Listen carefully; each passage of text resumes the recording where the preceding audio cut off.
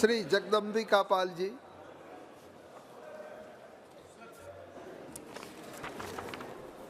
अधिष्ठाता महोदय, मैं बहुत आपका आभारी हूँ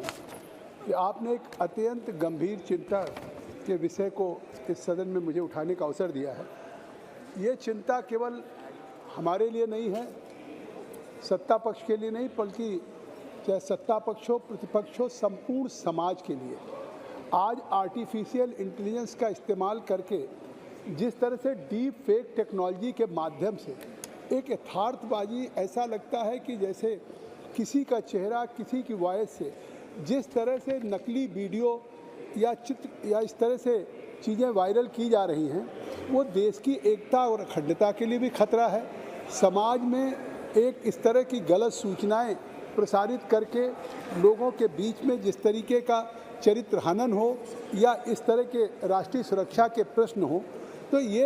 अभी तक इस डीप फेक के लिए जो आर्टिफिशियल इंटेलिजेंस के तकनीक से ये इसका प्रचार प्रसार कुछ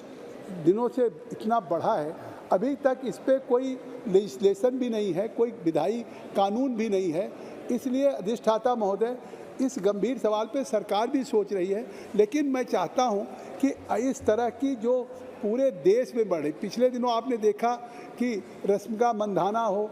या आलिया भट्ट हो, इस तरह से चाहे फिल्म स्टार हों, पब्लिक लाइफ के जीवन के, चाहे सत्ता पक्ष प्रतिपक्ष के सांसद हों, हम लोग सार्वजनिक जीवन में काम करते हैं और इस तकनीक का दुरुपयोग करके और अगर जिस तरह की चीज़ों को वायरल कर देते हैं वीडियो बना करके, तो वो शायद पूरी लाइफ के लिए एक सवालिया निशान लग जाता है। तो इसलिए मैं इस सदन में चाहता हूं कि इस विषय पे जो एक पूरे समाज के लिए एक नई आर्टिफिशियल इंटेलिजेंस से इस डीप फेक का एक प्रचार प्रसार हो रहा है और इसको एक हथियार के रूप में इस्तेमाल किया जा रहा है, जो देश की एकता और अखंडता के लिए, और इसकी संख्या बढ़ती जा रही है। इसलिए जनता की राय हो, जनता का मैंडेट हो, उसके बावजूद भी एक डीप फेक के माध्यम से प्रधानमंत्री श्री मोदी जी ने भी पिछले दिनों इसकी बहुत धन्यवाद है। तो मैं समझता हूं कि इस सदन के माध्यम से मैं सरकार से मांग करता हूं, धन्यवाद जी, इस पर निश्चित तौर से प्रभावी कार्रवाई हो, आवश्यकता हो तो इसके लिए मजबूत लेजिस्लेशन बनाने का कार्य करे सरकार। धन्यवाद।